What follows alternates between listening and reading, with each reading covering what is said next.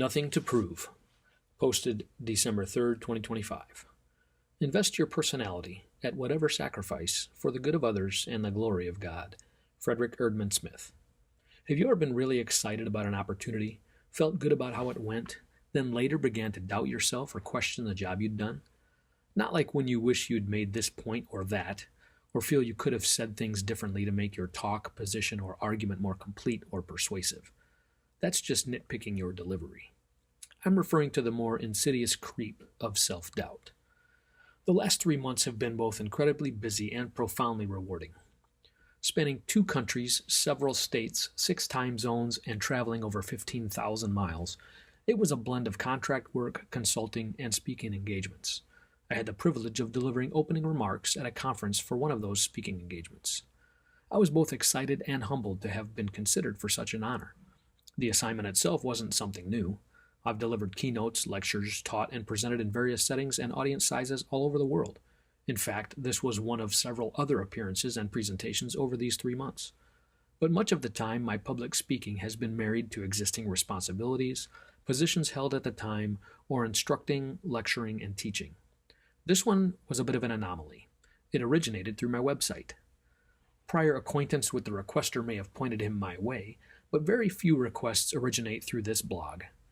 Appearances outside those listed above tend to arise via word of mouth or referrals of friends and business associates. So infrequent are legitimate non-marketing related emails to my blog that I largely began to ignore that account, carelessly overlooking that the speaking requests link, gathering virtual cobwebs, might actually be used to make a speaking request. Thankfully, after having it brought to my attention by a friend in common, aware of the request and my lack of response, the engagement came to fruition. I took it very seriously, and not just because I felt terrible about missing the original request. Because regardless of assignment, I feel it's important to give my best. The last thing I want to do is let anyone down. In fact, years ago, during one of those leadership, team-building, self-reflection exercises involving karate chopping a board in two, my motivating afflictions in need of Bruce Lee treatment were fear of failure and letting people down.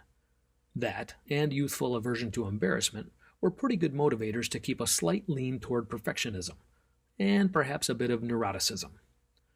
As a side note, while I do struggle with fears of failure and letting people down, it's liberating to be at a point in my life that not much embarrasses me anymore. Anyway, I poured myself into tailoring a talk that would be meaningful, inspiring, relevant, and mildly entertaining. I was ready and felt great before, during, and after. It was an awesome event that I thought I was proud to be a part of and felt good to be surrounded by wonderful people, encouraging and committed to their work and improving themselves. Enter Captain Darkness. I'm not one to do what they now call doom scrolling social media, but I do check notifications and end up seeing a few surrounding posts that are the product of engineered algorithms. Shortly after the 2-day event concluded, I happened across an abundance of very complimentary reactions to the event's final presenter, an author and professional speaker who delivered the closing keynote. And while I am confident what I kicked off with the day prior was in line with the conference theme, well received, and an appropriate bookend to the closing keynote, insecurity crept in. My mind carelessly drifted into the contemplation station and boarded the train of self-doubt. Next stop, the canyon of comparison. Why? Because I'm a self-conscious nit who sometimes foolishly and unnecessarily interprets people's reactions with emotion and faulty logic. I don't want to let people down, and I began thinking maybe I had. I wasn't good enough. I could have done better. I should have done better.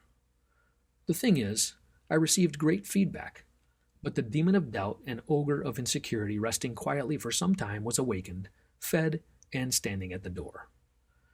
This isn't the first time I've struggled with insecurity, compared myself to others, or ruminated unnecessarily.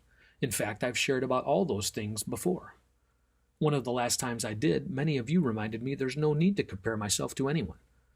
I'm grateful for the encouragement of friends who say things like, that's why they love me, that's what inspires them, that they love me being me, that I'm solid, or that God made me special. Oh, I'm special, all right. Sure, I'm not tall, dark, or handsome, a knight in shining armor, a polished statesman, or a talented musician. I know where my identity ultimately comes from, and that identity is none of those. Nor is it pro hockey player, actor, radio broadcaster, engineer, scientist, or celebrity chef, or professional speaker. Each of those professionals become experts in their craft by honing their skills through hard work and years of practice. At least 10,000 hours, according to Malcolm Gladwell. It's the same for you and me, just the calling and areas of expertise are different. At the end of it all, I'm just an average at best goofball trying relentlessly to improve, who enjoys serving others and giving back some of what I've seen, done, and experienced, and who feels obligated to share from the abundance of blessings I've received. I also happen to look and sound remarkably like Howdy Doody, which is most certainly why radio broadcasting and movie stardom didn't work out. If only I were a marionette. But I can't be someone I'm not, and neither can you. A friend wisely concluded after decades of frustration and resentment toward his father that he would never be able to change him. He couldn't expect his dad to be someone or something he isn't. Only then did he experience a sense of peace about their relationship he'd been searching for. Wisdom involves knowledge, experience, and maturity. I used to watch accomplished public or motivational speakers with awe and envy. I wanted to be like them, to captivate audiences and leave them moved, inspired, and wanting more. That still appeals to me, and I try my best, with questionable success, to make it so whenever I speak. But I have to realize that may not be my primary purpose in life. It certainly wasn't when I was younger, as it would have been for purely selfish reasons like attention or adoration. If I'm being honest, those still appeal to me at some level below the surface of my psyche. But I'm older and only slightly wiser now. I know I'm blessed beyond what I deserve, and I know now it's my responsibility to use those blessings to show the world how awesome God is, not to feel better about myself or show how great I am. See, I believe God uses ordinary people to do extraordinary things, so others will see and believe. So as much as I secretly wish I was wittier, more handsome, famous, engaging, dignified, and refined, or taken more seriously, the fact is I'm ordinary. Dare I say extraordinary. Definitely not extraordinary. And while I still battle occasional insecurity, article in point, God knows my heart and is the only one I should be concerned about letting down. He can and will use me just the way I am if I'll just pay attention and get out of the way. I don't even get that right most of the time, by the way. People tend to do foolish things because of insecurity. I'm chief among them. Just ask, and budget plenty of time. So about this speaking gig. I don't know if I did a great job or totally bombed, but I know I did my best. I don't need to be all things to all people. I just need to do the best I can where I am with what I have. And I need not compare myself to anyone, especially the super awesome closing speaker. I just want to mess up less and honor God more. I want the story of my life to show others His grace and love. So I'll keep doing my best and forget the rest, as fitness guru Tony Horton says. My identity is from God, and He's not done with me yet. He's not done with you either. So let's stop comparing and start doing. Get strong, be strong, stay strong.